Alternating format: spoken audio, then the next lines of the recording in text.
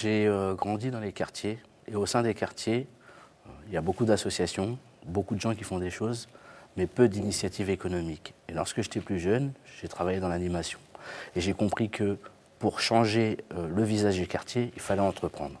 Tout simplement pour que les gens puissent avoir leur destin en main et qu'également ils puissent créer des emplois au sein de ces quartiers-là. Premier Conseil est un cabinet spécialiste du développement économique des quartiers prioritaires qui intervient dans 4 domaines.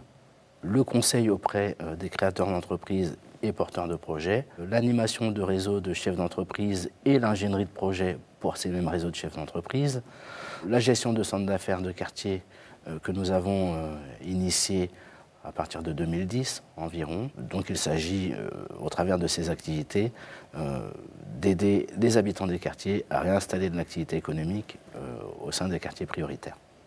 Je suis tombé naturellement dans l'accompagnement des personnes, tout simplement parce que quand j'étais plus jeune, quand j'avais 16-17 ans, j'ai commencé par faire de l'animation, en prenant des jeunes issus des quartiers, en les emmenant en vacances, en montant des petits projets, en les faisant sortir de leur banlieue. Et à un moment donné, je me suis rendu compte qu'il fallait que je continue à accompagner, mais différemment.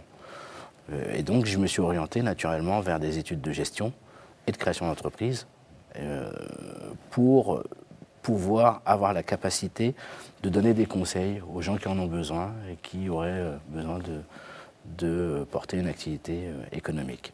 Alors, premier conseil est implanté dans les quartiers, tout simplement parce que ce sont les endroits où les personnes en difficulté sont les plus concentrées.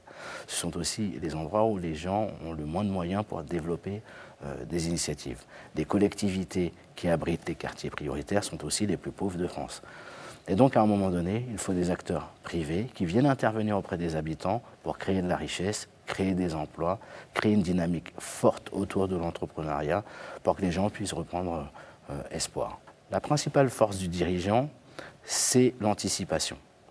Il faut avoir un coup d'avance, 2 coups d'avance. Il faut toujours se préparer à l'avenir et savoir les difficultés auxquelles on va être confronté.